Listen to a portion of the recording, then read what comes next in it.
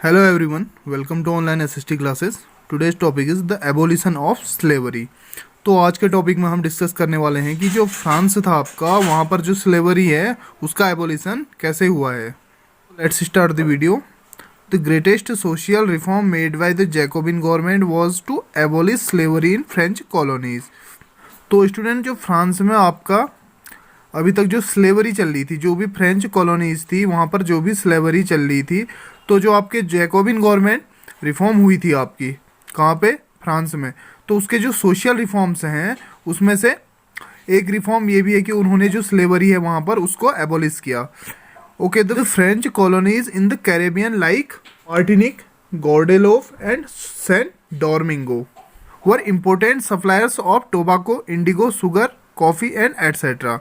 तो स्टूडेंट, जो आपकी फ्रांस की जो कैरेबियन कॉलोनीज थी, जैसे कि आपका मार्टिनिक हो गया, गॉर्डेलॉफ है एंड जो सेंट डोमिंगो है, यहाँ पर आपका जो टोबैको है, इंडिगो है एंड शुगर जो है, यहाँ से सप्लाई होती थी आपके कहाँ को, फ्रांस को. The French needed workers for plantation in her colonies but the Europeans did not want to work in distant unknown lands. ठीक है, तो स्टूडेंट, जो भी ये प्रोडक्ट हैं, जैसे टोबैको हो गया, इंडिगो है, शुगर है, कॉफ़ी है, तो इन सारी चीज़ों में जो है आपका जो वर्कर्स हैं, ठीक है जी, या जो लेबर है उनकी ज़्यादा नीड होती है. ठीक है, तो यहाँ पर जो फ्रेंच पीपल थे वो लोग इसमें इंटरेस्ट नहीं दिखा रहे थे, एंड जो भी यूरोपियंस थे, ठीक है, तो जहाँ पर भी ये चीज़ें, या ये जैसे टोबैको है, इंडिगो है, इन चीज़ों का प्रोडक्शन, या जहाँ पर भी ये एग्रीकल्चर किया जाता था, वहाँ पर ये लोग जाने की इच्छा नहीं रखते थे जो यूरोपियंस थे. ठीक है, तो बाद में जो फ्रेंच थे उन्होंने क्या सोचा कि इसके लिए जो गुलाम है या जो लेबर हैं उसको हम कहाँ से लाएं, तो इन सब चीज़ों के लिए उन्हें जो उनकी कॉलोनीज थी उन पे डिपेंड होना पड़ा. ठीक है, thus the three way trade in slaves started between Europe, Africa and America in the 17th century. This was known a triangular slave trade. ठीक है, तो इसके लिए जो भी लेबर आई वो कहाँ से आई, आपके यूरोप से, अफ्रीका से एंड अमेरिका से. ठीक है, और एंड आपका जो ये स्लेव ट्रेड स्टार्ट हुआ, ये कब से हुआ था, आपका 17th सेंचुरी से स्टार्ट हुआ था. ठीक है, तो इसको हमने क्या जाना कि ये ट्रायंगुलर स्लेव ट्रेड हुआ कहाँ कहाँ, आपका जैसे यूरोप है, अफ्रीका है एंड जो अमेरिका है, ये इन तीनों कॉन्टिनेंट के बीच जो है आपका स्लेव ट्रेड शुरू हो गया था. कब, 17th सेंचुरी से. French merchant sailed from the port of Bordeaux और Nantes to the African coast where they bought slave for from local chieftains. Student, जो आपके फ्रेंच मर्चेंट थे वो जो है आपका अफ्रीका का एक पोर्ट है. ठीक है, अफ्रीका एक सी पोर्ट है अफ्रीका का एक, वहाँ पर बोर्डेक्स या जो नांटेज है, ठीक है, वो अफ्रीकन कोस्टल एरिया है, वहाँ पर पोर्ट है, वहाँ पर से ये लोग जो ये स्लेव थे उनको खरीदते थे. ठीक है, या वहीं पर इनका एक ट्रेड चलता था. या तो वहाँ पर ये लोग जो लोकल चीफ टेंस होते थे उनसे ये स्लेव को खरीदते थे. Okay, throughout the 18th century there was little criticism of slavery in France. तो इसके बाद जो 18th सेंचुरी है, ठीक है, वहाँ पर जो है जो स्लेवरी है फ्रांस में, तो जो 18th सेंचुरी के स्टार्ट में जो फ्रांस है वहाँ पर जो स्लेवरी है उसका क्रिटिसिज्म स्टार्ट हो गया था. ठीक है, after long debates the National Convention passed a law in 1794. It declared slavery illegal and freed all slaves in France's overseas colonies. ठीक है, तो इसके बाद क्या हुआ कि आपका जो 18th सेंचुरी है वहाँ पर से जो है यहाँ पर क्रिटिसिज्म, जो स्लेवरी है उसका क्रिटिसिज्म स्टार्ट हो गया था. तो उसके बाद काफ़ी सारी डिबेट हुई, तो उसके बाद जो है नेशनल कन्वेंशन, जो कि वहाँ पर एक असेंबली बन गई थी आपका, कहाँ पर, फ्रांस में. जो नेशनल कन्वेंशन है उसने 1794 में एक लॉ पास किया, जो लेबर हैं या जो स्लेव हैं उनके फेवर में एक लॉ पास किया. तो इससे क्या है, जो स्लेवरी है वो इलीगल डिक्लेयर होगी एंड जो सभी स्लेव जो थे उनको फ्री कर दिया गया. कहाँ, जो फ्रांस है या उसके जो कॉलोनीज हैं, ठीक है, उन सब में.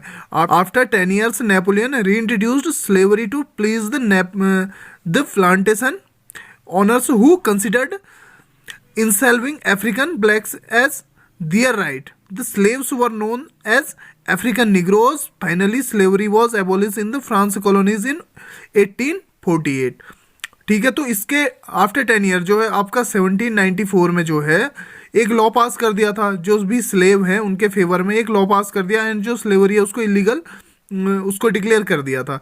लेकिन उसके बाद क्या हुआ, जब नेपोलियन आया आपका, ठीक है, तो उसने स्लेवरी से लोगों को रीइंट्रोड्यूस कराया उसके बाद, ठीक है।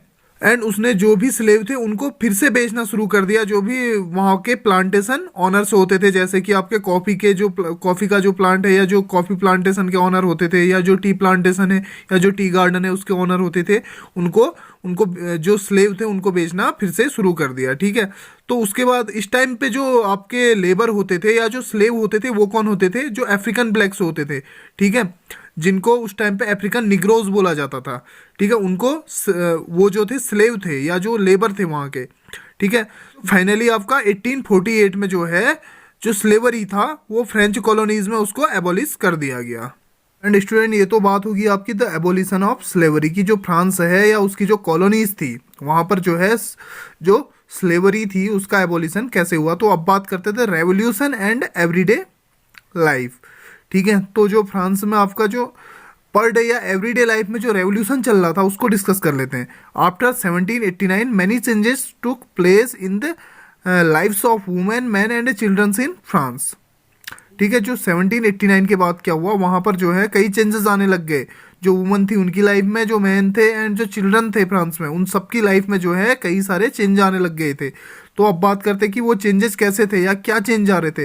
One important law that came into effect after the storming of the Bastille in the summer of 1789 was abolition of censorship.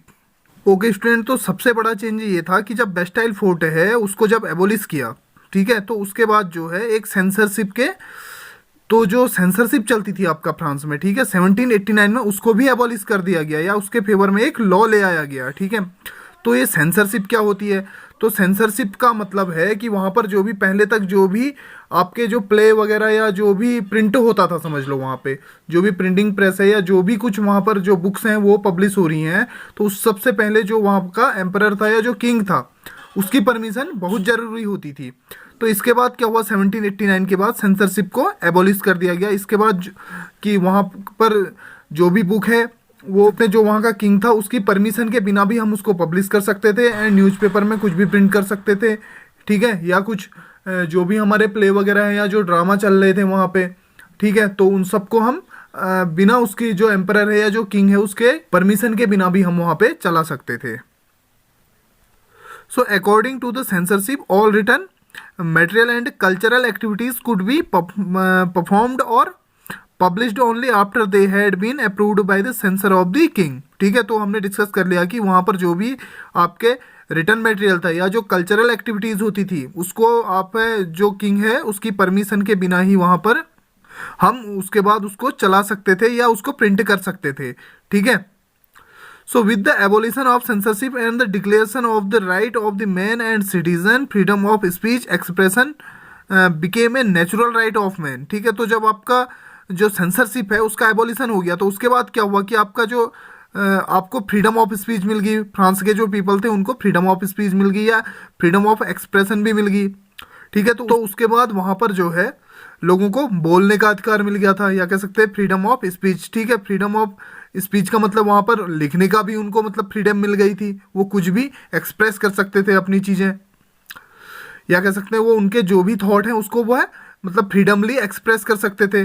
Okay, this led to the growth of newspapers, pamphlets, books and printed pictures, ठीक है। तो इसमें सबसे ज़्यादा जो main role play किया आपने जो न्यूज़पेपर हैं, जो पैम्पलेट्स हैं, बुक्स हैं एंड जो आपकी प्रिंटेड पिक्चर्स होती थी उनने सबसे ज़्यादा या इसको कह सकते हैं इसको लीड किया, ठीक है। And freedom of the press gave voice to opinions and counter opinions, ठीक है। तो जो फ्रीडम ऑफ प्रेस थी, ठीक है, तो प्रेस की फ्रीडम तो बहुत ज़रूरी है क्योंकि वो गवर्नमेंट के अगेंस्ट भी प्रिंट कर सकती थी। इसके बाद जब ये लॉ सेंसरशिप को जब एबॉलिश कर दिया गया वहाँ पे, तो इसके बाद जो है लोगों में मतलब एक रेवोल्यूशनरी चेंजेस आए उसके बाद, ठीक है। लोगों को अपने जो राइट्स हैं उनका पता चलने लग गया। तो ये सारी चीज़ें हुई आपका, ठीक है, जब आपका वहाँ पर जो सेंसरशिप है उसका एबॉलिशन हुआ। वो कब हुआ आपका 1789 में।